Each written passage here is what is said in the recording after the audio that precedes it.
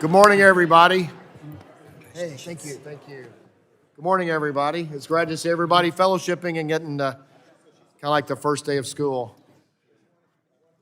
I will call the Committee on Energy and Commerce will come to order, and I'll recognize myself for an opening statement. Good morning and welcome, everyone, to the first meeting of the House Committee on Energy and Commerce of the 119th Congress. The Committee on Energy and Commerce is the oldest standing legislative committee in the U.S. House of Representatives and is vested with the broadest jurisdiction of any congressional authorizing committee. With this expansive authority and distinguished history comes a significant responsibility. What happens in the People's House impacts Americans in their homes, and the American people are counting on us to tackle the most pressing issues, delivering results that improve their lives. Together, this committee will hit the ground running, playing a pivotal role in restoring the American dream by unleashing American energy, lowering the cost of health care, and ensuring that America remains the world leader in technological innovation. As we look ahead to the new Congress, maintaining affordable and reliable energy will be key to America's success, supporting both our economic and national security. Unfortunately, over the past 4 years, the Biden-Harris administration has saddled the American people with higher energy prices, but I'm excited about changes we can make with the new administration. We must also take steps to protect our critical energy infrastructure. It's time to fortify our national security by strengthening the reliability of our electric grid.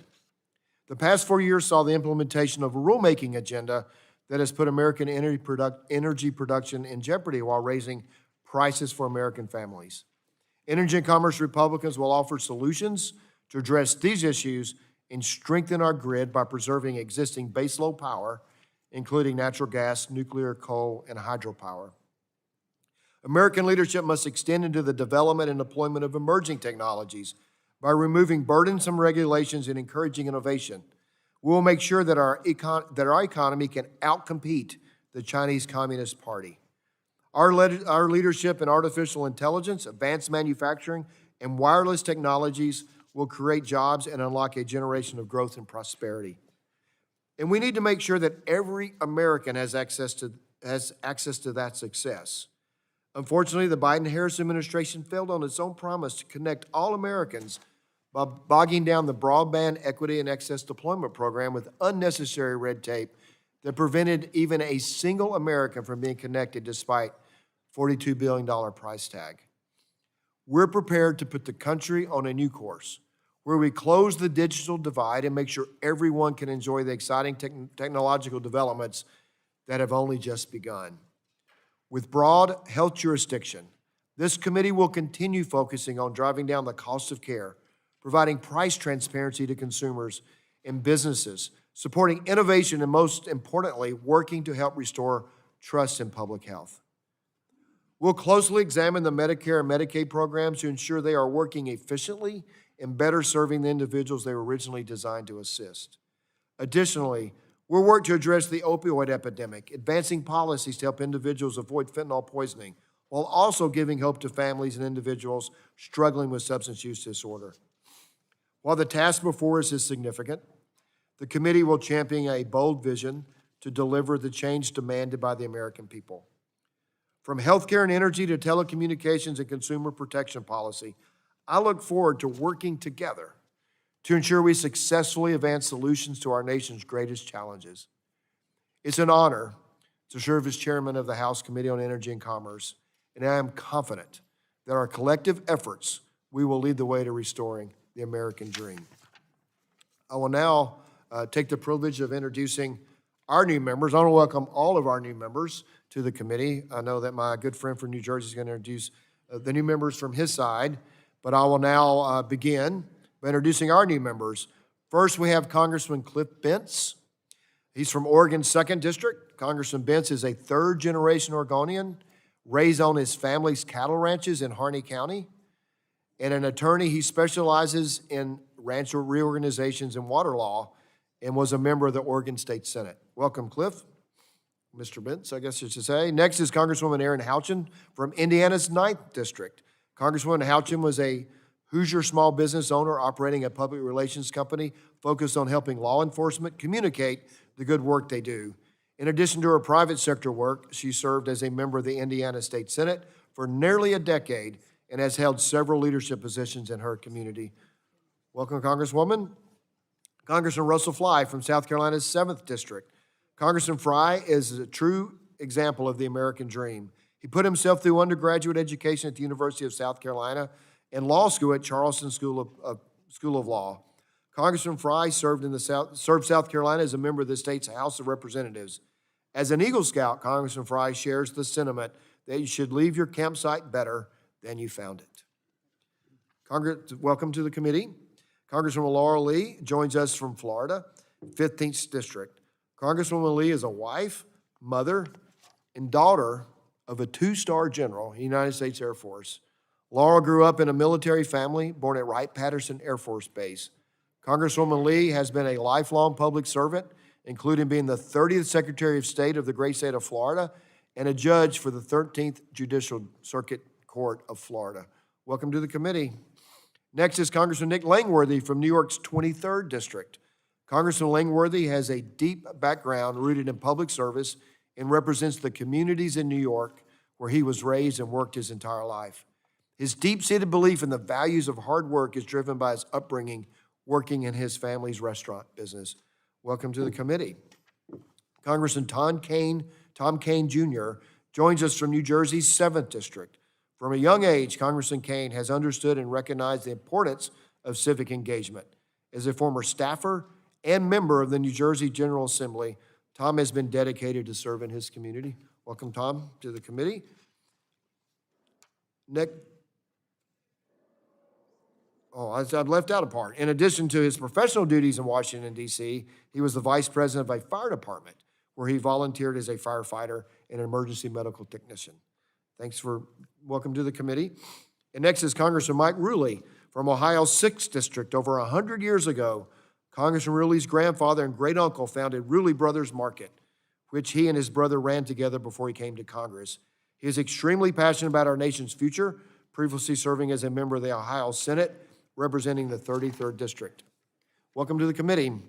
Congressman Gabe Evans is from Colorado's 8th District. Congressman Evans served his country in the U.S. Army, in Colorado National Guard as a Black Hawk helicopter and company pilot and company commander, completing a combat deployment to the Middle East. Thank you for your service and welcome to the committee. Congressman Craig Goldman is from the 12th District of Texas. Congressman Goldman is a 5th-generation Texan and 4th-generation Fort Worth native. Before entering public office, Craig spent nearly a decade working alongside his father at their family-run business in Fort Worth and served in the Texas State House, representing the 97th District. Welcome to the committee. And welcome Congresswoman Julie Fedorchak from North Dakota. Congresswoman Fedorchak is a 4th-generation North Dakotan and brings a wealth of experience, previously serving on the North Dakota Public Service Commission. So welcome to the committee. I now recognize the gentleman from New Jersey, Mr. Pallone, for 5 minutes for his opening statement. Well, thank you, Chairman Guthrie. I want to begin by congratulating you on becoming chair of the full committee. And over the last couple of Congresses, it's been a pleasure working with you on some of the most important bipartisan health care bills that we've advanced out of the committee and seen passed into law. This committee, as you mentioned, has a strong and proud tradition of bipartisan collaboration. I'm hopeful that bipartisan cooperation will continue this Congress, and I look forward to working with you to advance policies that will make a real difference in the lives of the American people. And I did want to particularly mention Beijing, China. I do agree with you completely. As you know, a previous chair, Kathy Rogers, was very constantly emphasizing to us the threats that we face, not only from a national security point of view, but from an economic point of view from Beijing. And I just want you to share that, to say that that's one of the things I think that we have to be mindful of, and I appreciate your mentioning it. I have to say, though, I'm very concerned about what we're hearing from President Trump. Democrats will fight any efforts to gut health care, environmental and consumer protections that we fought so hard for to enact over the years.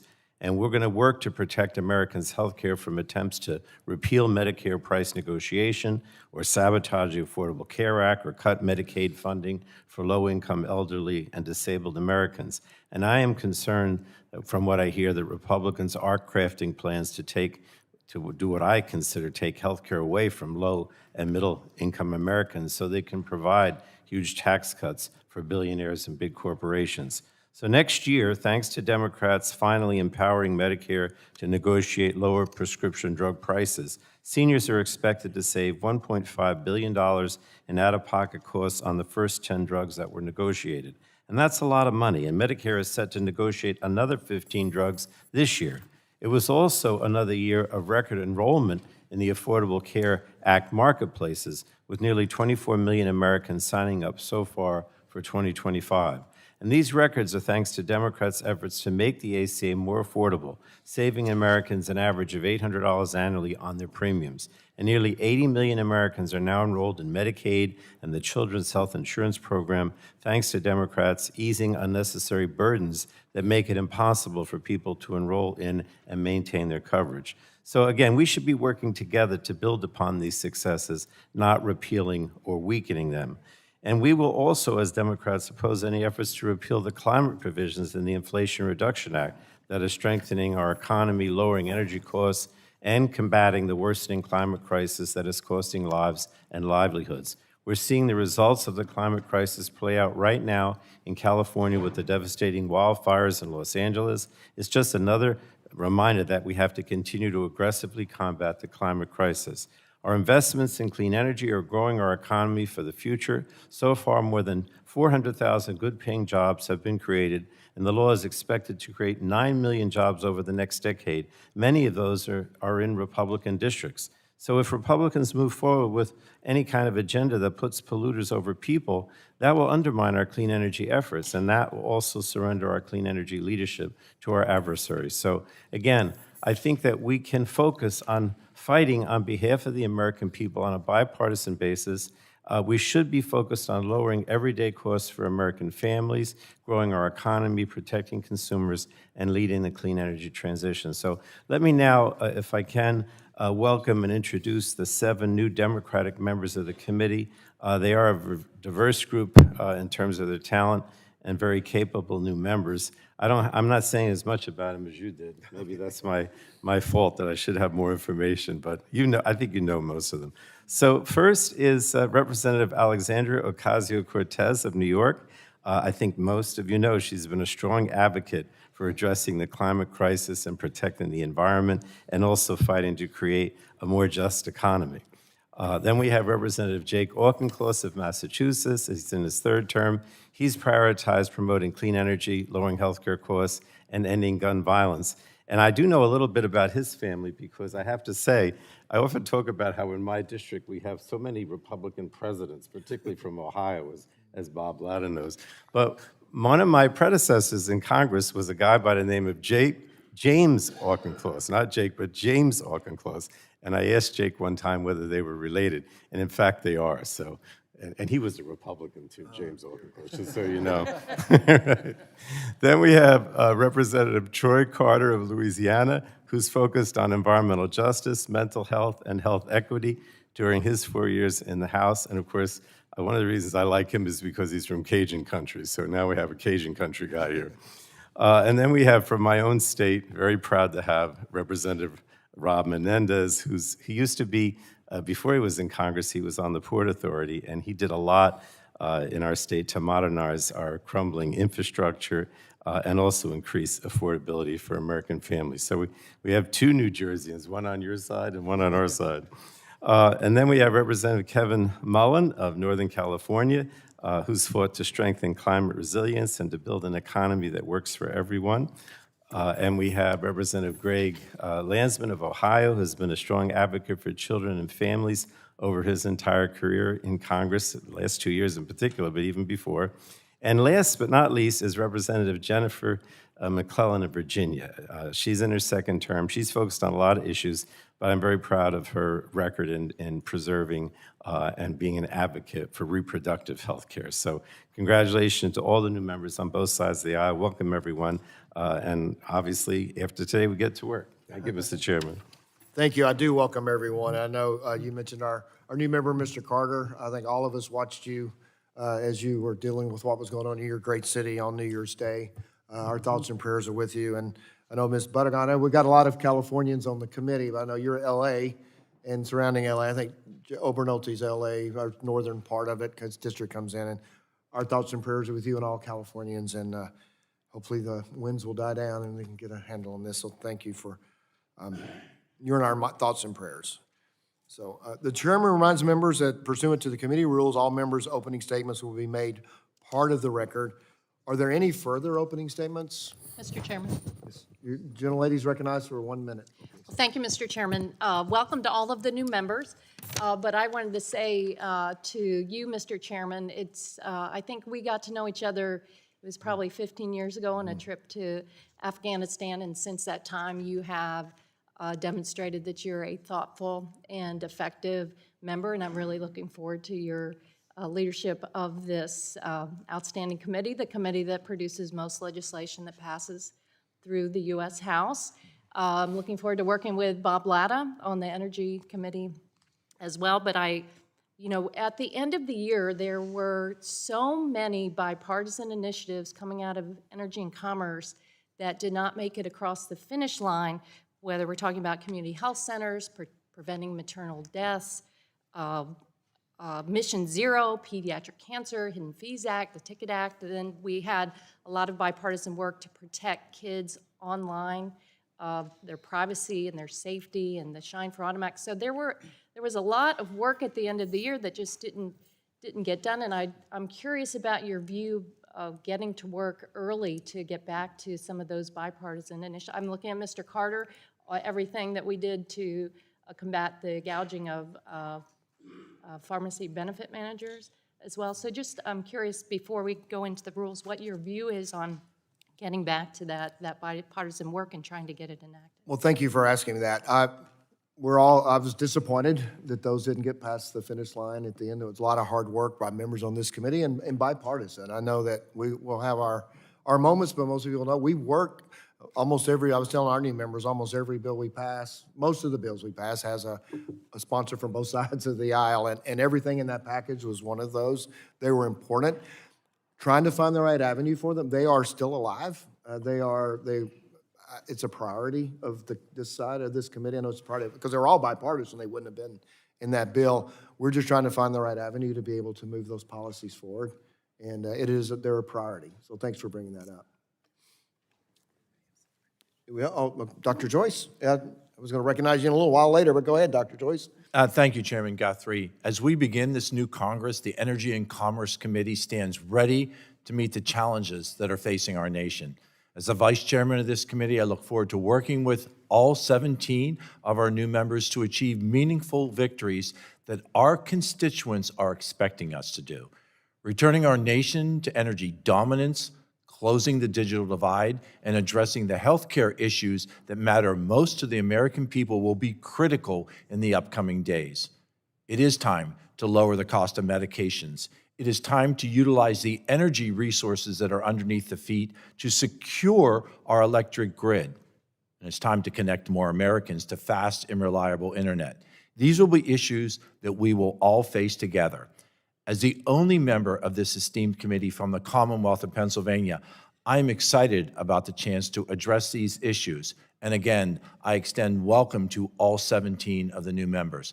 Thank you, Mr. Chair, and I yield back. Thank you. I was actually going to announce as we were moving forward, but Dr. Joyce is the vice chair of the full committee and will be engaged in everything we're doing. So we really appreciate you taking that responsibility and look forward to working with you in the whole committee. So, thank you, Chairman, and thank you, Ranking Member Pallone. Thank you. And Ranking Member Pallone is not the vice chair of the... Yeah, I was going to do it later too, but I want to mention that Lizzie Fletcher is our vice ranking member, and we're very proud of that. Thank you, Lizzie. Thank you. I yield back. Thank you. Any other opening statements? Seeing none, the chairman now calls up the resolution to adopt the committee rules for the 119th Congress and asks the clerk to report.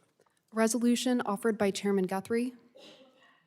Without objection, the first reading of this resolution is dispensed with, and resolution will be open for amendment at any point. The chairman recognizes himself for 5 minutes on the resolution. These committee rules are identical to the rules adopted from the 118th Congress. There were two changes. Okay, these are identical to the, okay, that's right, we changed the jurisdiction. Are identical to the rules adopted 118th Congress. That said, I would like to quickly go through a few policies the committee will follow this Congress. We'll have paperless hearings. The committee will continue its policy of paperless hearings by electronically distributing testimony before all hearings.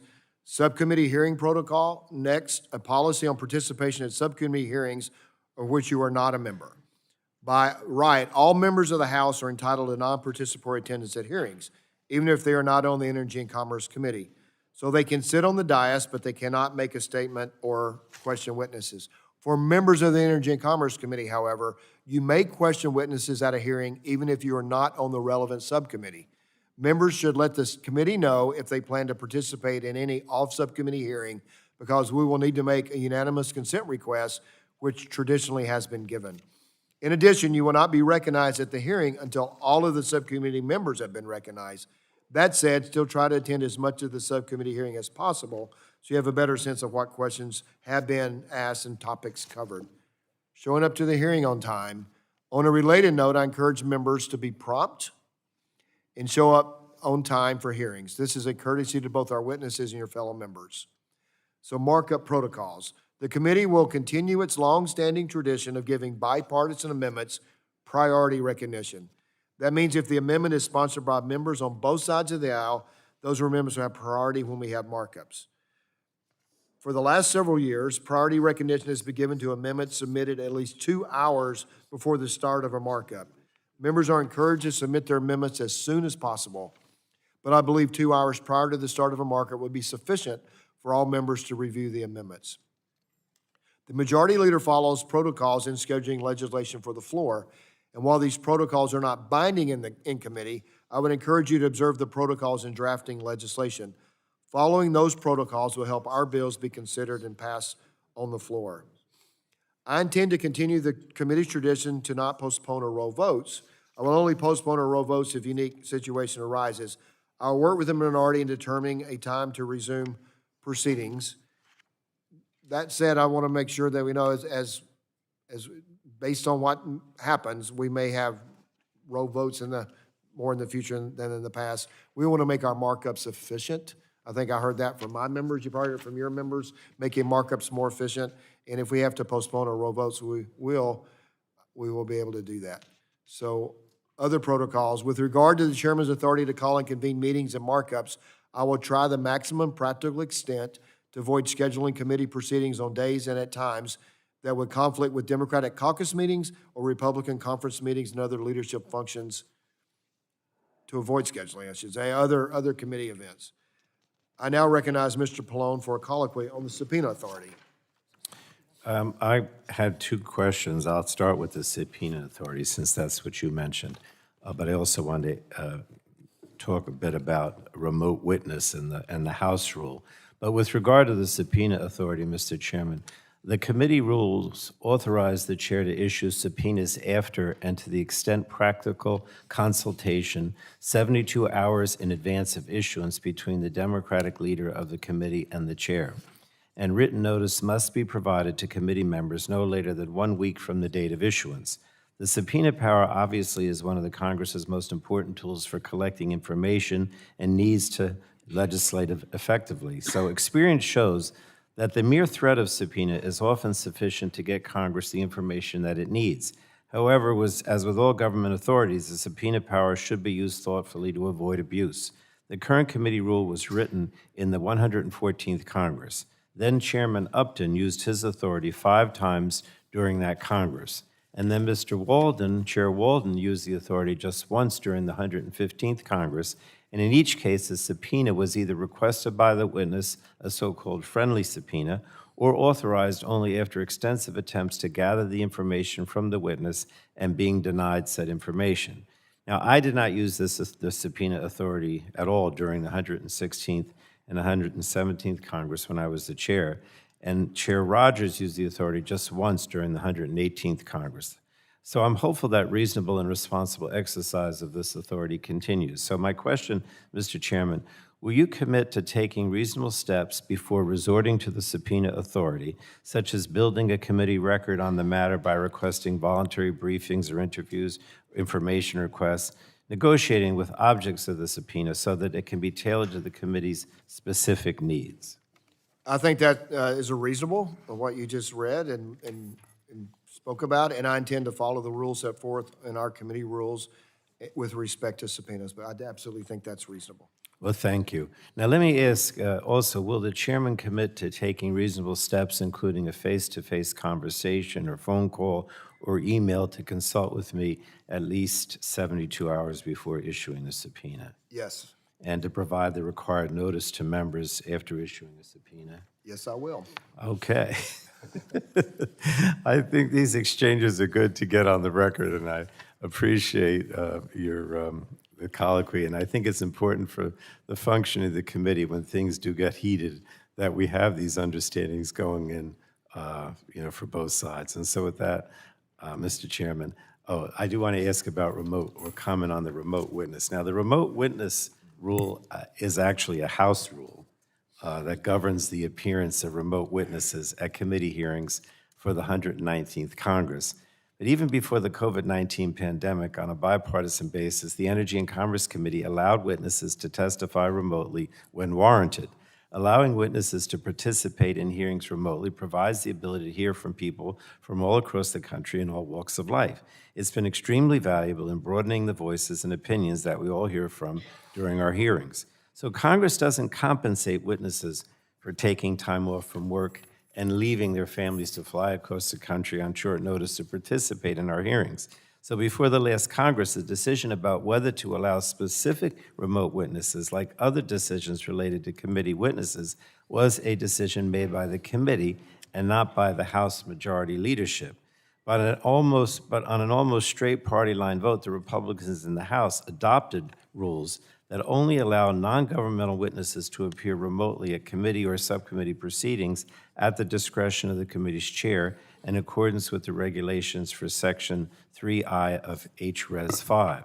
The regulations prohibit remote participation by witnesses unless a committee chair submits a letter to the majority leader detailing the necessity for the witness to participate remotely, a description of why the witness could not participate in person, and why such testimony was necessary for purposes of fulfilling Congress's Article I responsibility.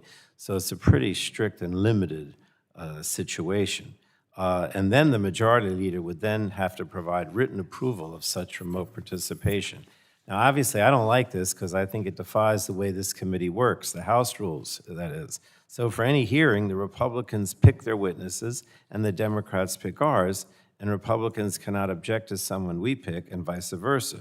But my concern, Mr. Chairman, is that the majority leader would be able to reject our witnesses if they could not appear in person.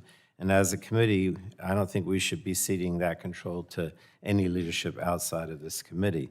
I'm concerned that this requirement can also be abused to allow committees to hear from remote witnesses that speak to Republican goals, but not those who speak to ours. So I am concerned that these House rules provide unnecessary restrictions on remote witnesses that will result in Congress only hearing more from the wealthy and the well-connected who can afford to come here, and that's a shame. I don't want to hear from D.C. lobbyists. I want to hear from, hardworking people at home when we have our hearings. But I understand that we have to comply with the House rules, so I'm interested in ensuring that the minority retain our authority to select minority witnesses to the greatest extent possible in compliance with the rules. As the minority, we're best positioned to determine who are witnesses and who, for given hearings that can fulfill our Article I responsibility, and at times, well-qualified witnesses who can provide the committee with valuable information and different perspectives may be unable to appear in person because of financial hardships or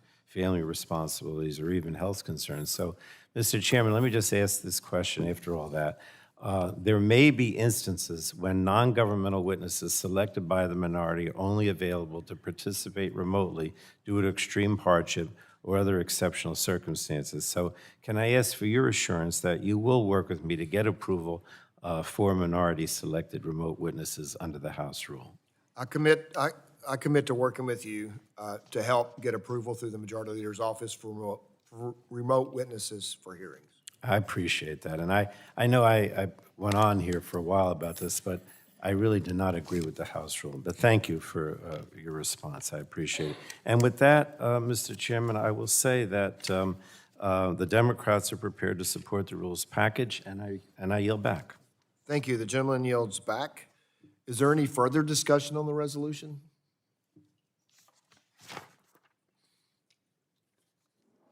Seeing no further discussion, the question now occurs on approving the resolution to adopt the committee rules for 119th Congress. All those in favor shall signify by saying aye. Aye. All the opposed, no. The ayes have it, and the resolution is approved.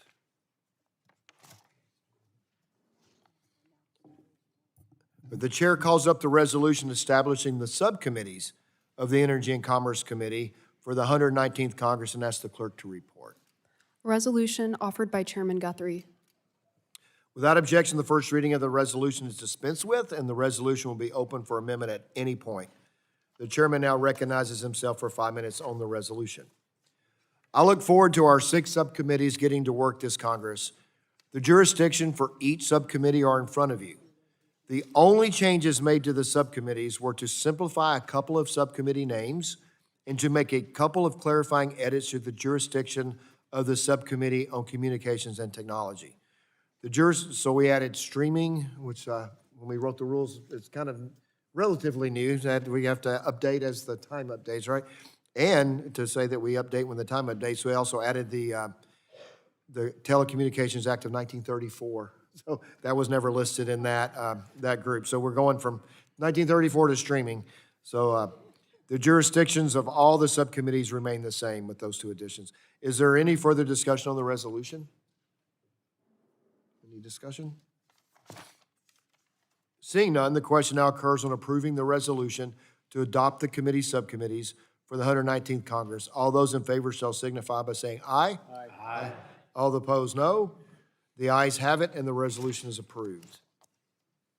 I recognize myself to announce the Republican subcommittee rosters for the 119th Congress.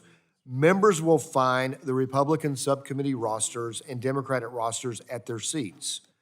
I know you're all excited to get work on your respective subcommittees, and I really appreciate Megan Jackson and Sophie Katamati in my office, working with your office, has worked with Tiffany and your office, has worked really hard to get the ratios and to get members on both sides of the aisle on the subcommittees. Y'all do it a little different than we do, but make sure we have the slots for the most part to get members of this committee on the subcommittee of their highest interest, because we know we're going to have a lot of work and they're going to do a lot of work, and we appreciate working with you in your office to make sure we had the ratios necessary to accommodate our member interests. So thanks to your side, Mr. Pallone, for that, and thanks for our staff directors for working on that.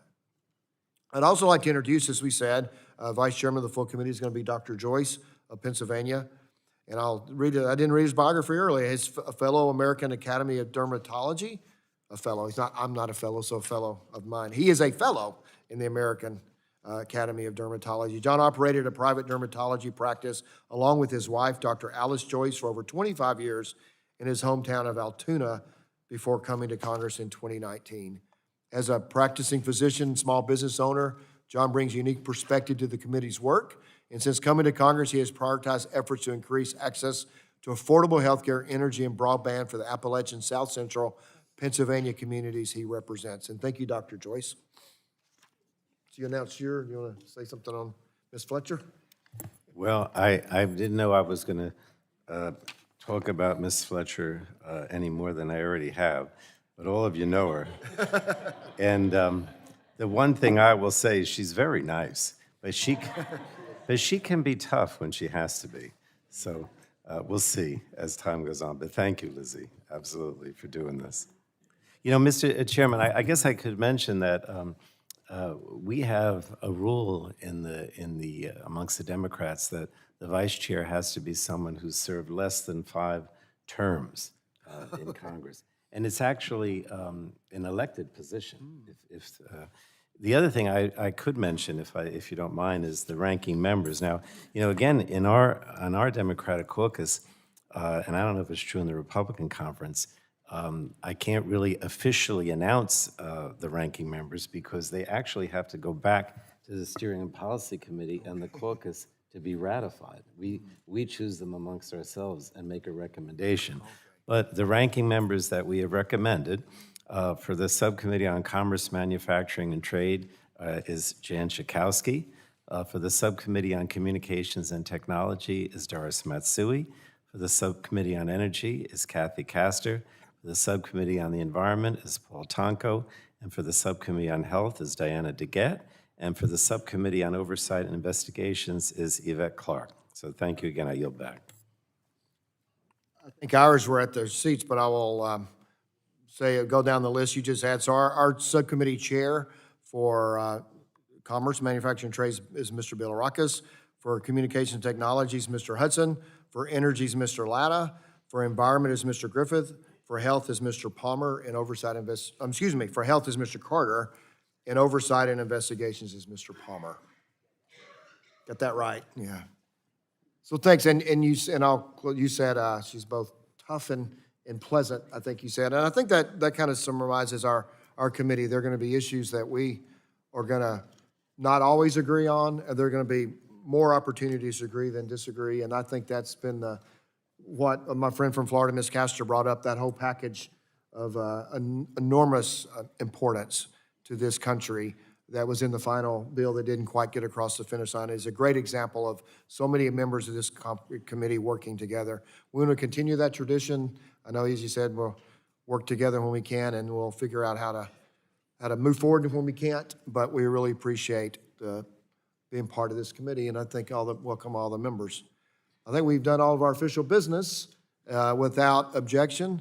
The staff is authorized to make technical and conforming changes to the resolutions considered by the committee today. So ordered. Without objection, the committee will stand adjourned.